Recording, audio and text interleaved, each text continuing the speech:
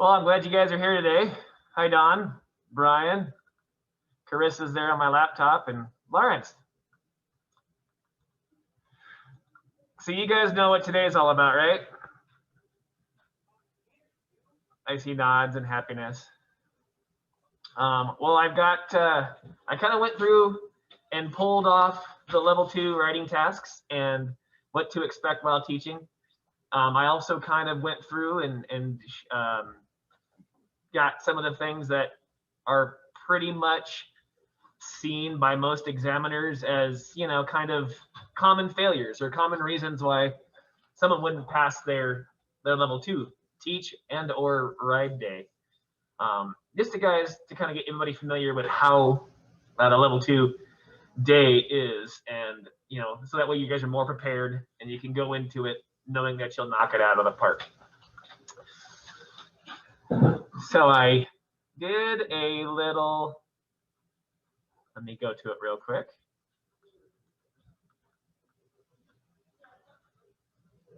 I did put a little presentation together and we'll kind of chat with it a little bit. I'm going to kind of start this PowerPoint. You guys feel free. I'm going to kind of go through these questions for you. So I've got Steve here, who is going to help us go through these. So I kind of went through and got all of the tasks and all of those things. There we go. This is kind of what you're going to look to expect on level 2 exam day. Usually the day 1, it is usually the writing day, and this is where you get to demonstrate to the examiners, and there's going to be 2, possibly with a shadow from another mountain, either a high-level trainer or an examiner and training, who kind of wants to know the process and kind of help bring back the information to their mountain. Each of these tasks that you will see, and there's a lot of them, they're there to demonstrate that you guys have the understanding of blending certain skills together. So one of the biggest things we want you to remember or take home with is that you're not writing to those tasks. Those tasks are there to show the examiners the movements that are needed to perform that task. The second day is usually a teaching or a tech knowledge / MA day. On the teaching / MA day, each person is going to present 2 tasks at random, and they're drawn out of a hat. They are most likely going to be one of these level 2 writing tasks. Now, the examiner may choose your second task. They have the option if they, you know, want to see you guys forefront something or to dig down deep and check your understanding of stuff. So there will be that second task in the afternoon. Usually we'll do 1 task in the morning. Everybody will run through. There is a time frame on it. Usually it's anywhere between 10 to 15 minutes max. Typically the second one in the afternoon is going to be shorter, like 5 to 10 minutes. And it varies a little bit based on how many people are in the exam. So keep that in mind. Having a progression, whether it's a canned progression that you use, and I always recommend use something that you use regularly in your own teaching segments, and understand what you want the students to do, what movement patterns you want to show, and a step-by-step, logical step-by-step progression to get you there. A lot of times you'll see a lot of people just kind of going way into deep detail or taking multiple parts of a movement pattern and trying to forefront all of that in that very short amount of time. We can kind of go into a little bit later on in the question and answer section of what to do when you have like a complicated task like dynamic skidded or dynamic carved turns. There's, you know, several different ranges of motions at play. There's several different blending of movements. How do you teach that in a, you know, 10-minute teaching segment. So just keep that in mind. We'll talk a bit more about that in the Q&A. So the writing task list, these are the things that you guys need to know on the exam day. This is what you should be prepared and just rock. First one is just skidded turns on blue terrain. The next one is dynamic skidded turns on blue or black terrain. Switch dynamic skidded turns on blue terrain.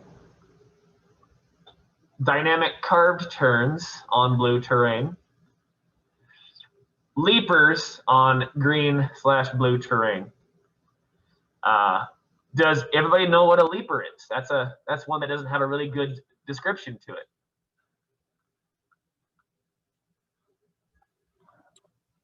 Aerial edge change at during a turn. Okay. Close.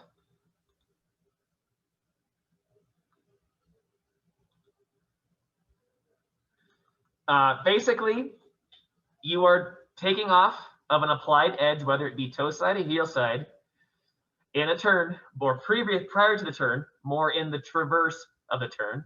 You're going to do a two-footed pop. You're going to change edges in the air, land on the new edge, and complete the turn. Same way with your switch direction. You're going to link those together. You're going to have a heel to toe, and then make a turn, a toe to heel, make a turn. Bumps on blue or black terrain, or blue bumps on blue bumps or moderate bumps on black terrain. Excuse me.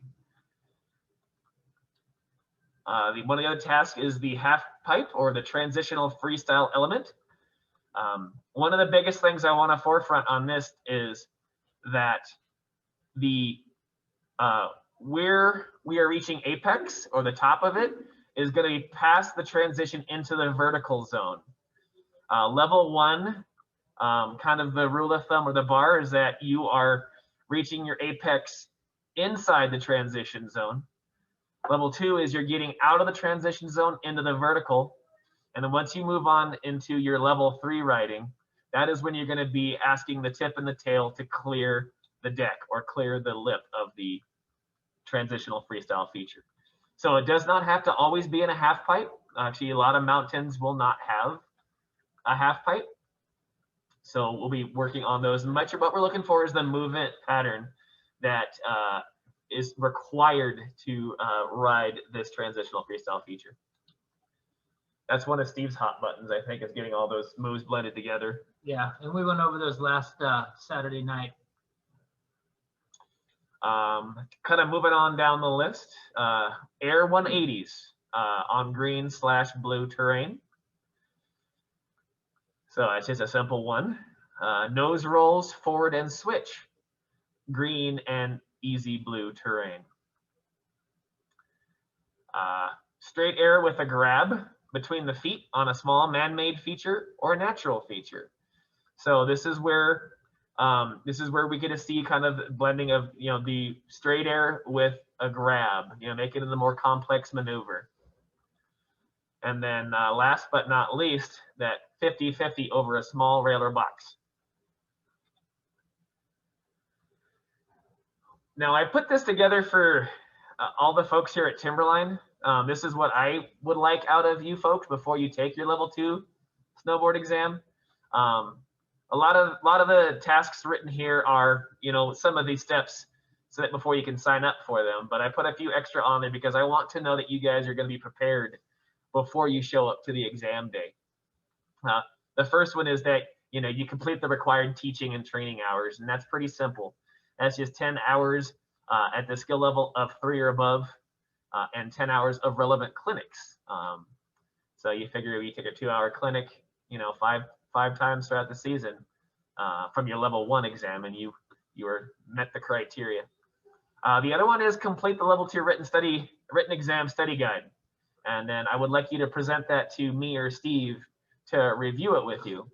That way we can kind of see your tech knowledge and see where you're at and kind of help you so that way you're ready for the exam day and the test itself for the written exam. I'm going to have you guys kind of attend a level 2 mock exam. I want to have you as prepared as possible to see, so that way you'll be successful, and you know exactly what the exam feels like, kind of real, true to life. I thought that was the most important, going on some of those mock exams with some other trainers, to get me comfortable in the headspace of what it's like to be on that exam. And then I would like you also to present and review 3 written examples of a level 2 sample teaching topic. And these are listed in the Snowboard Cert Guide. Show them to me or Steve. My biggest hot buttons, of course, are to include a static, simple, complex, free ride feel to your progression. And then also kind of list the desired terrain that you'd be doing this section of that with your segment, so we can kind of get an idea. And by the way, this I've got a document in the level 2 training binder that is this exact same document that goes over what I'd like to see for you guys as level 2. I would like to see you guys, or you need to, complete a level 2 professional knowledge / written exam. Now this is done through the PSI website. You need to have this done at least successfully completed 1 month prior to the on-snow exam. You need to have a passing score of 75% or higher before you can take the on-snow exam. And once again, that document, just like this, shows you where to log on and get all that. If you do not have you can create an account if you don't have one, or I've got all that information here for you guys. And then your written exam is a $20 written exam fee. And then it's all done online, so you don't have to do any actual written exam. And then you'll have an hour to complete the exam. It contains 50 true or false questions. And then from there, you can actually enroll in your on-snow portion of the exam, which is $130 this season. Now, isn't it $130 per segment? Pretty sure that's per day. Per day? I'm pretty sure, yeah. Let me double check on that. And let's, after that, you log in, you can go to the events, you can find the event, and then you can complete the online registration and payment process, or complete the written exam registration form and email it to them. I will double check on that number, the 130. That does sound right, Steve. I think it's per module, pretty sure. Okay, so that'd be 2 modules, so 260. These are just kind of the things that Steve and myself have seen, and other examiners have kind of seen as some common level 2 writing mistakes, or things that cause people to not be successful during their exam. And these are in no particular order. These are just things that kind of pop out. One of the biggest ones is the overflex at the hips on both the heel and toe turns. This can lead the rider to do like an up and over movement at the edge or during the edge transition, versus kind of flexing through the heel to toe transition or toe to heel transition. Another big one is kind of a lack of ankle flexion on the heel turn, which will lead to that overflexion of the hips on the heel side. Kind of funny, what came first, the chicken or the egg? Mm-hmm. Another big one is the inability of riders to actually blend the movements together smoothly, which doesn't really forefront a mastery of the movement pattern. You've all seen students who do it very digital, like one step, then the next step, and the next, or it's very chunky and blocky before they're able to smoothly make the movements. And that's something that is seen a lot at that level 2 stage. An inability to be fully flexed at the edge change. One of the biggest things is you'll see the riders flexing, but then when you check their ranges of motion by having them, show us the range of motion, they're not giving you the fully flexed at edge change, which is what we're kind of looking for at that level 2 bar. This is one that Steve kind of reminded me on, is the lack of speed control through turn shape. Like you said, when you are looking for somebody who might have problems with that, you know, put them on some steeper pitch, and you can see them, instead of just, you know, controlling that speed and controlling the turn size, you see them actually speeding up and having to do braking maneuvers or braking movements to control their speed and keep themselves in control. You know, we're looking for a constant line down the fall line. We're looking for a constant turn shape and a constant speed through that turn shape. And then another one, which I think we've worked on with some of you folks on, we wouldn't mind touching upon more of that, is a lack of movement aft, especially when trying to finish our heel side turn. We tend to not access that full fore and aft range to actually, you know, finish the turn, which tends to lead to some issues on that turn. A couple of common level 3 teaching mistakes. Biggest one is the lack of the tech knowledge, lack of ownership or understanding of, you know, what, where, when, how, and why.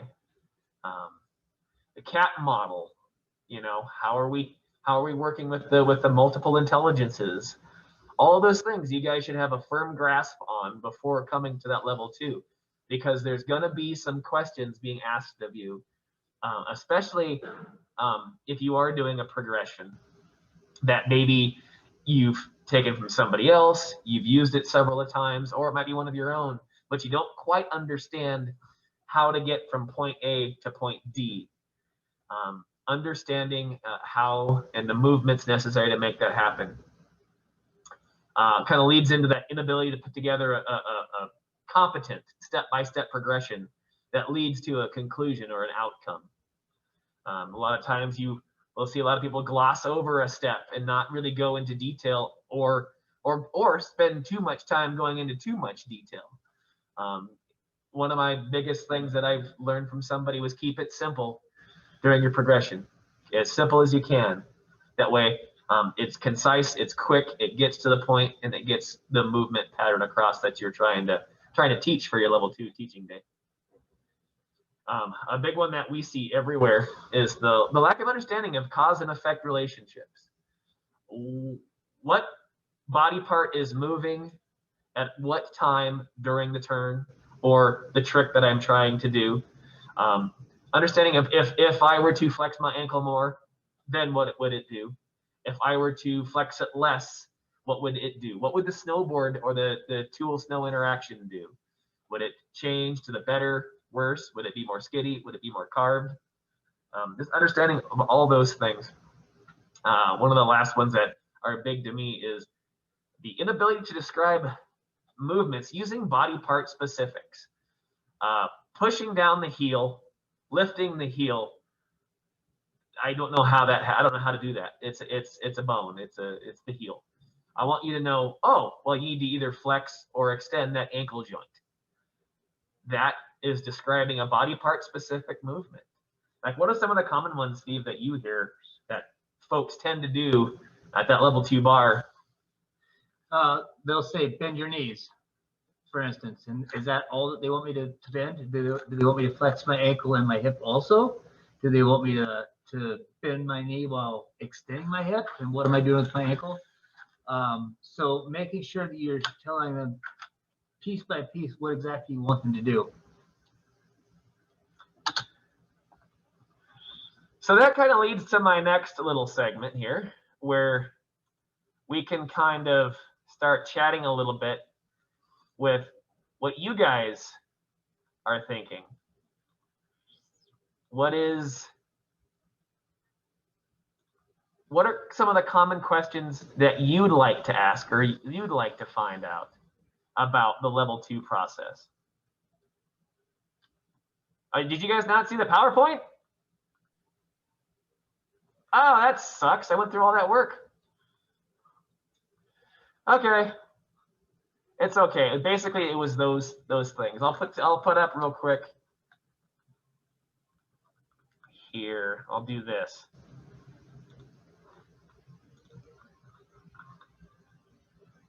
I don't know why it didn't show up. I apologize. I thought I figured that part out. Can they access this? I can get it to I them mean, for later. later. Yeah.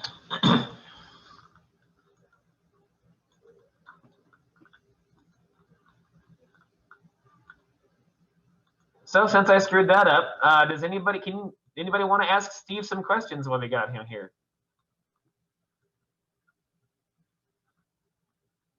Come on, man. I have all the answers. As far as the 180s go, are we looking for an understanding and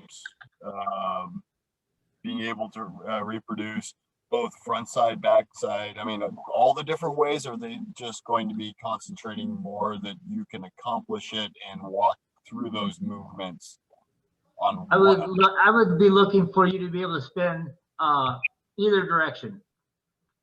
So whether that's, you know, your regular foot, your natural foot, front side and back side, or your switch, I'm just going to be looking to see that you could at least do 2 of the 180s.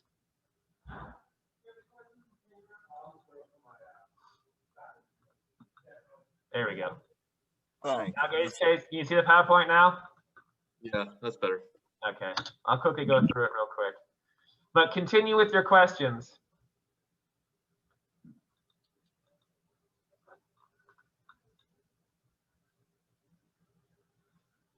You can't see it, can you, Steve? No. There he is. He's coming into view. He's like a ghost. How the heck do you guys do this? He's got more of the Jedi look. He's phasing in and out.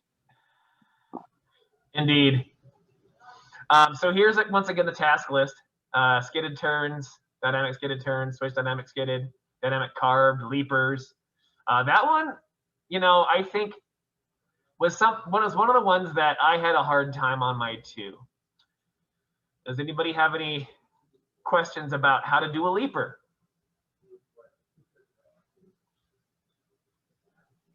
At what point in the turn was it that the board being in air to make the edge change was again? Prior to transition. Prior So to transition. the transition should occur while in the air. And what I'm looking for is that there's not a bunch of upper body rotation to pull it through. So it should be a carved turn. Prior to transition, you load through a flexion move, and then quickly and powerfully extend, changing in the air to the new edge, and then landing on that edge in a carved relationship and continuing the turn to the next turn. Okay, so the in-air motion is entirely a lower body. Yep. What we want active edges. What you're actually going to do is you're going to end up landing slightly on your downhill edge. We're not trying to like pull the body around and land down the fall line. We're trying to land across the fall line on the new edge. Okay. One of the biggest things I've seen is people tend to do it more across the fall line instead of kind of more at a 45 or down the fall line. I see people having an easier time when they actually find a good trajectory to point the board. Once the board is in the air, the edges are changed, it's put back down. It's almost a completion of the turn. Kind of a rule of thumb is you want to try and be on that new downhill edge about a board length before you actively start making or finish that turn. Mm-hmm. And what I'm also looking for is that as you transition in the air, the upper body or the body is moving down the fall line as the feet and the snowboard are kind of moving up the fall line, and then you're just kind of you're really making a committed effort to that new edge. What do you guys think about? You guys are all smart people. Think about what we just spoke about. Break it down for me. What would be maybe a good training task for you guys to kind of play with that movement of maybe taking off on an edge and landing on a new downhill edge? Or any thoughts? Breaking it down more for just the edge control and the pop, just doing it on a carve, on a heading, holding that and doing the pop to get your body through that range of motion from your ankles to your knees to your hips, and then doing that on both edges until you, that would be a step towards doing it on the edge change. Yeah, I agree. I think just basically, I think what you're saying is you're making a heel side carve, you load it, you leap, you land back on that heel side, do that a couple times, and then do it on the toe side. Yeah. Yeah, I agree. Does anybody else have any other ideas maybe that you could, you know, a stepping stone to doing this?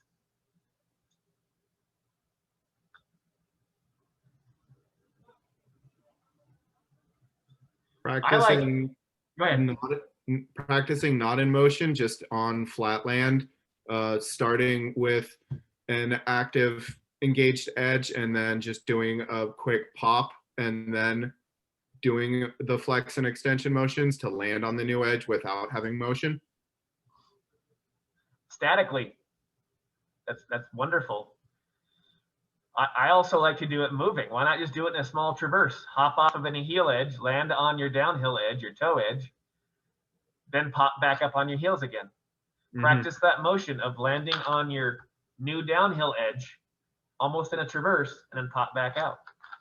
That's kind of a low consequence, I think, simple movement that could help. So in a leaper, Steve, what are some things that you see common that happen when, well, first of all, what is the leaper designed to show? I'll let you guys field that. I know the answer.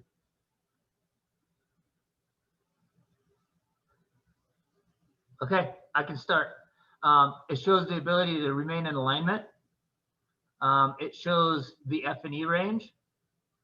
It shows the ability to actually carve. You can't do a leaper if you can't carve. Try it, it hurts. It shows the ability to commit to that downhill edge. Anything else?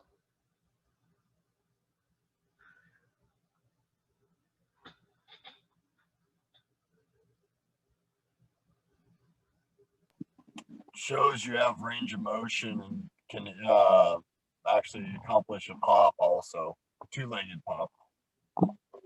Yep. Would So who's ready to go try demonstrate practice? free flexion on extension? Sorry, Like- what?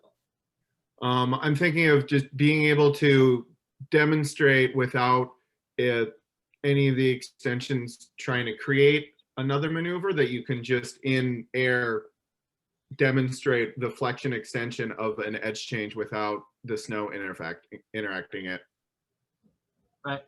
Sorry if that wasn't clear. No, I got it. What about the rotation aspect of, I see a lot of some people who have a hard time quieting the upper body, and they try to use either movements in their spine, shoulders to try and bring that board around. If you do, you're gonna have a bad day. The idea is to land in a static, land on that new edge, and then complete the turn. If you were at all to be out of alignment and take off either in an open stance with your chest pointing forward, or perhaps your shoulder inside the turn, the minute you leave the ground, you're going to have the board want to unwind, and you're going to see it in a landing trajectory or possibly a fall.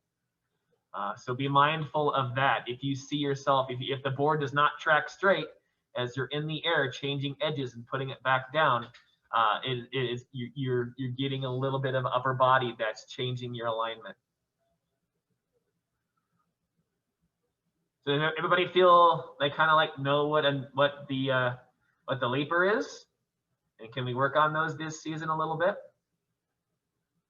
How about tomorrow? I got a guy. Who knows what a nose roll is, Carissa?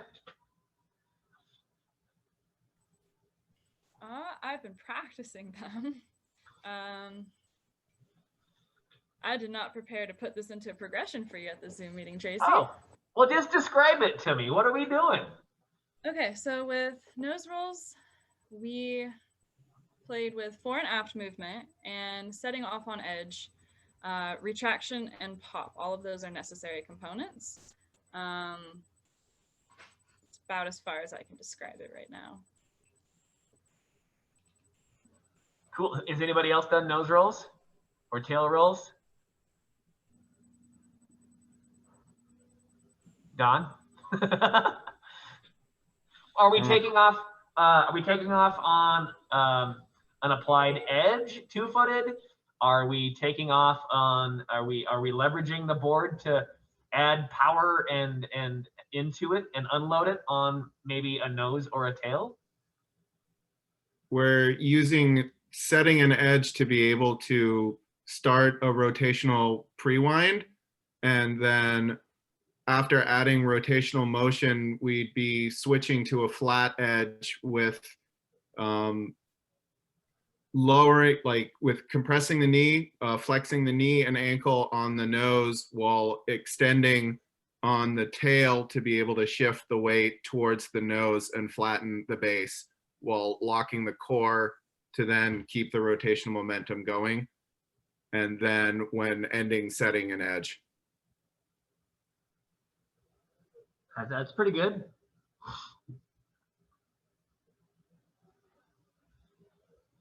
Basically, we're taking our weight from the center of the board, moving it towards the nose, and creating a new pivot point to then pivot around.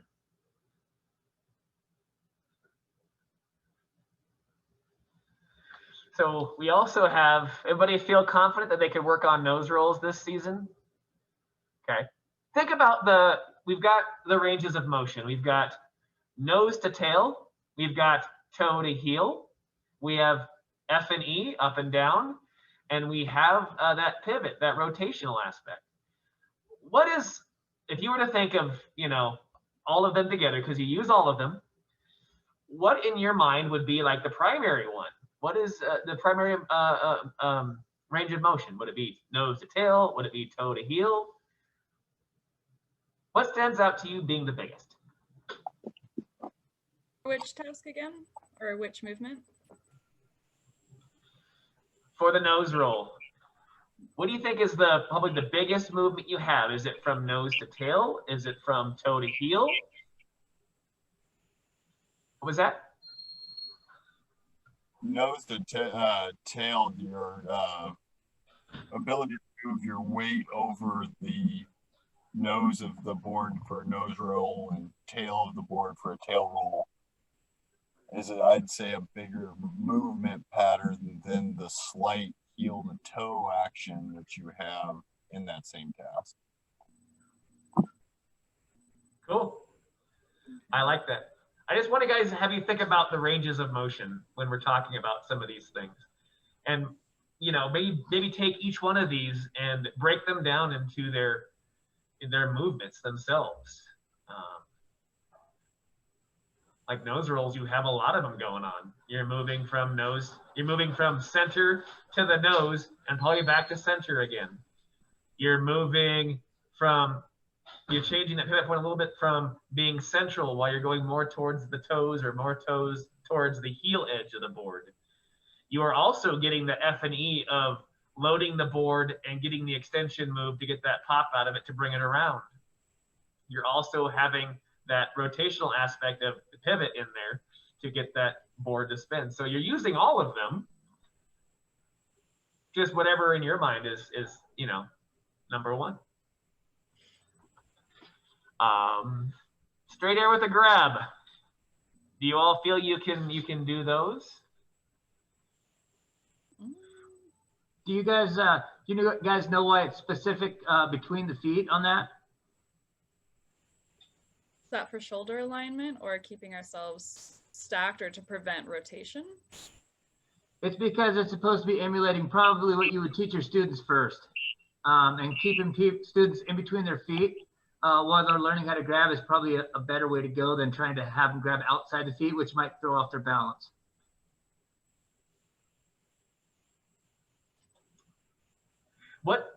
Do you guys know those grabs that are between the feet? Or know any of them? Okay, so tell me, rear hand on the toe side edge in between the feet. Mute. Nope.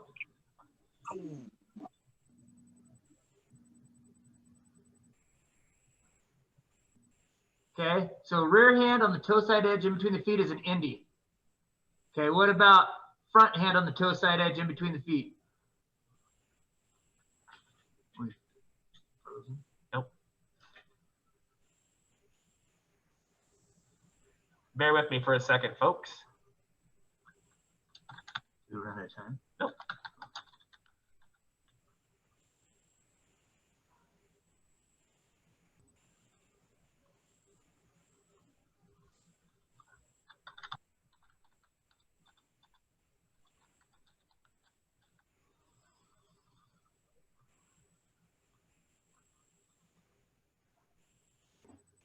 Can you guys see that chart? Ah, where'd it go?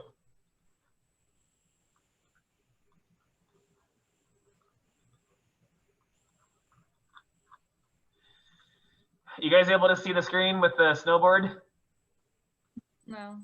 No? Okay, hold on a second. I gotta share that portion.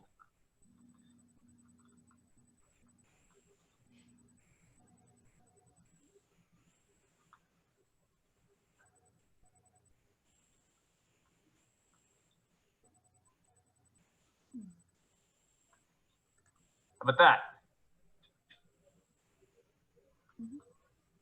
Yep. Okay. This is one of the many of these little charts. So let's imagine the top one, we've got our regular rider. So what was that one that Steve said again? I think I remember it being front hand, toe side between the legs, which looks like a mute on this chart. Yep. Front hand's a mute, rear hand's an indie. So those two are probably your best bet because they are on your toe side, B, they're within your feet. So those are the ones I would recommend that you guys learn and have on lock. However, my first ever grab was a melon. Here's my favorite.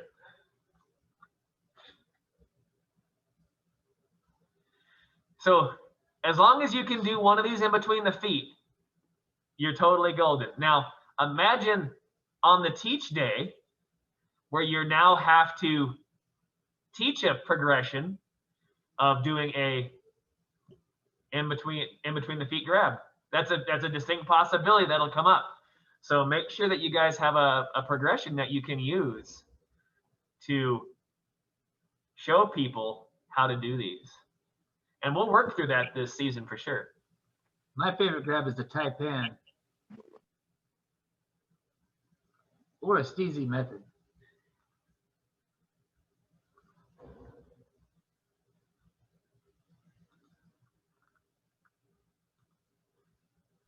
Hey, what's up with the no grab zones? What's that all about?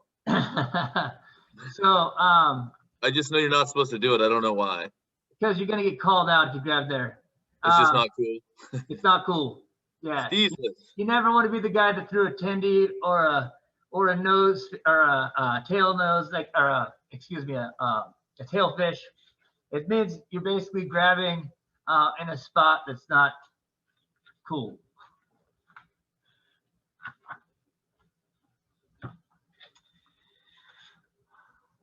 The biggest one that I think is hard to emulate, but this half piper transitional freestyle element. Does everybody know what movement patterns we're looking for that? I know you do. Retraction. Flexion and extension of the ankles, knees, and hips. Maybe not the ankles. Those are always flexed, yeah.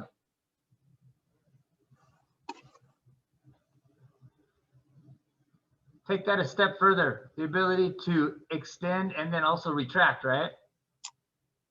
So we're extending up that wall, then we're retracting off the wall.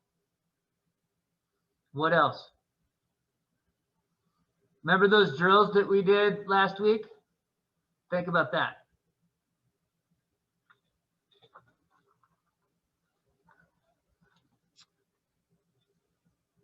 I think I recall some pre-wind. Okay. So the ability to separate our upper and lower body. Okay, what else?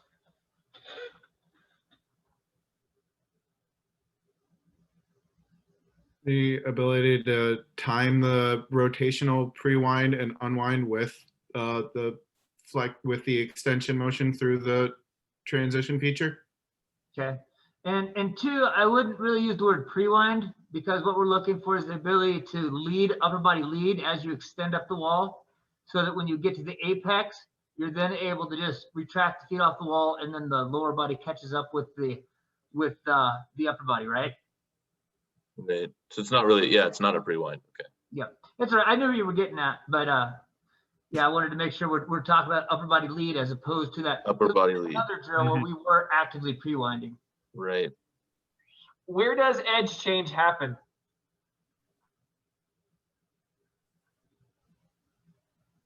At the transition, at the apex of the transition. At the apex, absolutely. How about skidding versus carving? You can't skid it. It won't work. That's right. You won't make up the wall if you're skidding. Anything else? You have to Yep. have that edge set to be able to give that retraction. Yep. Yeah, And basically. remember, you can't retract from a flex position. So you need to be extended at the apex so that you can then retract off the wall. Being able to use body extension and that more the extension through the transition to get you to that point and actually working the feature for what it's worth and not just letting the feature work you. Right. Being able So to have that extension lead into a retraction without adding pop so that it's just the retraction for the unwind into the new edge change. Yes. Yep. If you pop off that wall, you're gonna push yourself into the flat. So of the ranges of motion, flexion, extension, toe to heel, nose to tail, and that pivot, what ones are you using in the transitional freestyle element? So we'll start off with flexion, extension. Yay or Yes. nay? Thumbs Oh, up, yeah. thumbs down. Okay. What about nose to tail? Are we moving nose to tail? I don't think so. Probably not much. There could be a little bit in there, but that wouldn't be a focus of mine. What about toe to heel?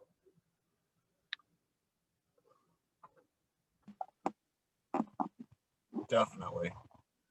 Going from an edge set, depending on your speed in the terrain, to how much you actually have to move from toe to heel to make that edge transfer happen. And then what about the pivot portion? Definitely, you wouldn't be able to make that rotational motion in the air without being able to do a pivot on the edge set. Cool. Awesome. Just wanted to kind of go over ranges of motion during this transitional freestyle element. What do you normally see, Steve, kind of being a failure point with the this task? Incorrect timing of flexion extension is a big one. People have a tendency to kind of end up, they flex up the wall and then they extend at the apex, which, like I said, throws them into the pipe. The inability to lead the upper body into the next turn. After transition, so they go up They go up the wall on their toe side and then land on their toe side, skid it out to kill speed, and then roll to the new edge. I want to see a clean toe transition heel down the next wall. Those are some of the key ones, I'd say.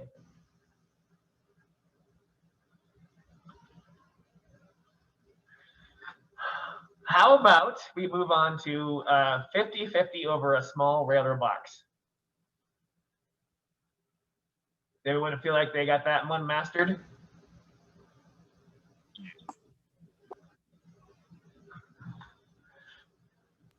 I wouldn't say mastered. The actual body position I can describe, but the timing of any sort of flexion and extension and being able to describe riding flat base is still not quite there. Yeah, how do we get to see this? I need to see somebody do this properly. All right, I'll see you tomorrow. Perfect. Actually, real quick, Eliza had a quick question, which is very, very common at a lot of mountains, is who has a half pipe or even a quarter pipe all the time? Not a lot of mountains. Steve, what do you recommend ways to practice half pipe if you don't even have a half pipe or a quarter pipe? Well, everybody but Eliza was actually with me last week, and we did those drills without even a feature. And that is simply making carved turns. At the end of the turn, or as we come through the turn, extending, leading with the upper body, and then making a quick retraction move, and then actually doing it just on flat ground. So, I mean, that's something you can practice. Obviously, then I would just take that to something with a little bit of transition, and just keep on looking for something that has a little bit more vert to it. There are places out there, regardless where you're at, where you can find some gully and start to get to feel what it's like to go up the wall and simulate what it would be like to be in a half pipe.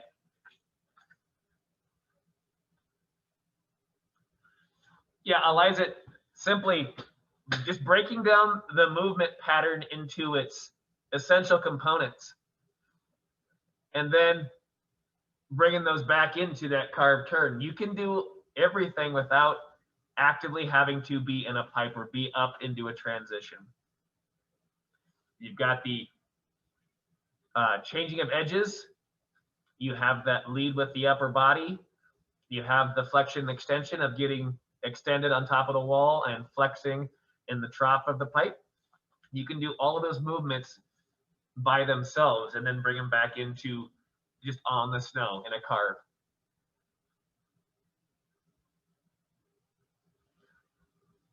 Does that help you, my friend?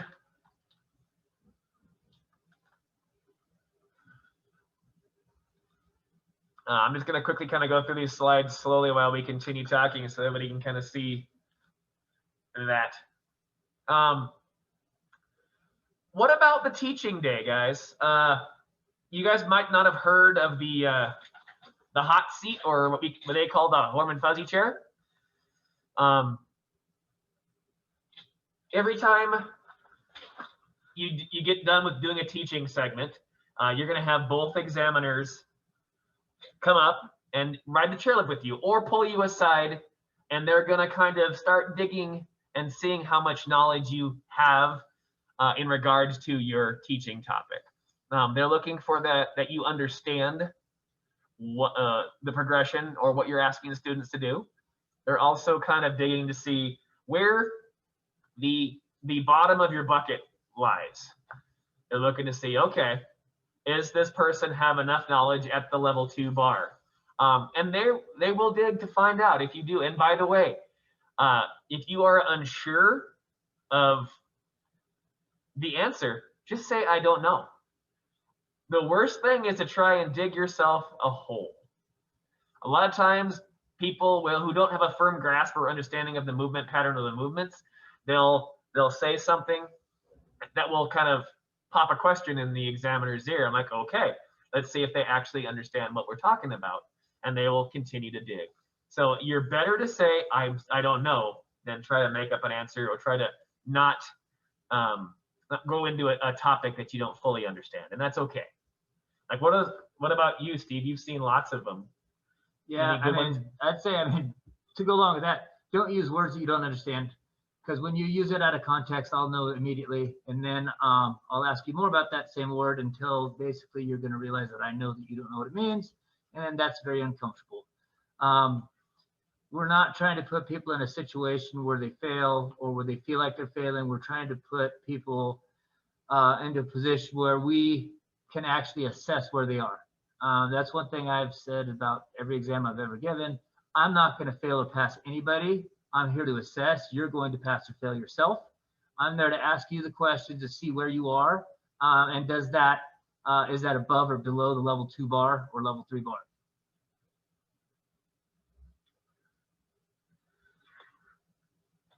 Real quick, Eliza has one more question for you, Steve. One of the things she has about, we were talking about those drills to use out of the half pipe. Does the transition actually have to be in the air, or can it be just on the snow? It needs to be in the air. It doesn't need to be a lot of air. And but more importantly than is it in the air or not, does it come from a pop or a retraction? Right now, I don't know if you have the ability to do this, but if you stand up and get fully extended, you should be able to quickly retract your legs and actually pull your feet off of the snow or off the ground. That's what I'd be looking for. Doesn't need to be a lot of air, but you need to make a retraction that actually allows you to pull your feet off of the ground.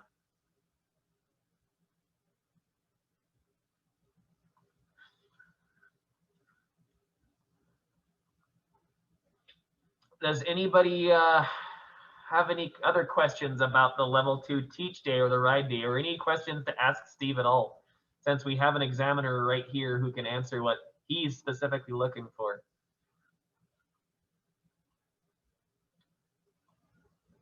I have a question. I know that in the teach segment, after we like give a task in the level 1, for example, we provided a little bit of movement analysis to the person acting as the student. How much movement analysis and how in depth are you expecting us to go after each task in the level 2 exam? That's a good question. And that actually leads me to something else too. What we should be getting is a concise explanation of what we're looking for, a good demonstration. We allow practice time, then we give a little bit of feedback. Okay. Now in a 10 or 15 minute section, it's going to be hard, to give a lot of feedback. I'd be looking for a little tidbit here, a little tidbit there. And I like to see it when you're giving the feedback as it's happening. You're like, okay, next time, keep your eyes up. Next time, flex your ankles a little bit more. So basically, all I want to know is what you're seeing. And so it doesn't need to be everything, but I want to know what you're seeing. Additionally, we try to have a little MA session where we sit down and we just pick some random writer and we ask you what you see. People have a tendency to freeze up and they're just like, and they're looking for something wrong. That's not what MA is. MA is just telling me what you see. So when we line you up and say, what do you see? What do you see? And a good way to think about it is head down, feet up, middle out. Figure out a way to trigger in your mind what you're seeing. And don't think of it as good or bad. Think about it simply of what's going on. Movement analysis is not positive or negative. It's simply what's happening. Okay. As instructors, we have a tendency to kind of focus in on things that we think we need to fix. That is part of what MA is, but what we need to actually think about is just what are we seeing? Especially when I have a level 2 candidate look at somebody who's writing very efficiently, sometimes they have a hard time of doing that. So, I want to know body part specific, what's happening. As far as how much feedback you're going to give during your presentation, keep it concise. Take a sentence, make it a word. Does that make sense?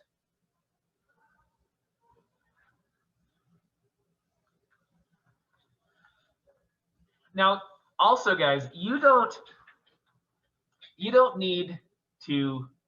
Well, there's several ways of looking at this level 2 exam. To me, the level 2 exam is the hardest of them all because you're going from the level 1, which is kind of introductory to this is teaching, this is how you teach a beginner. And then now you're going into level 2 bar where now it's kind of, okay, here I go. I've got to do some beyond beginner, more advanced tasks, but I also have to have an understanding more. To me, the tech knowledge is where people tend to lose it a lot, not understanding what they want or how it's done.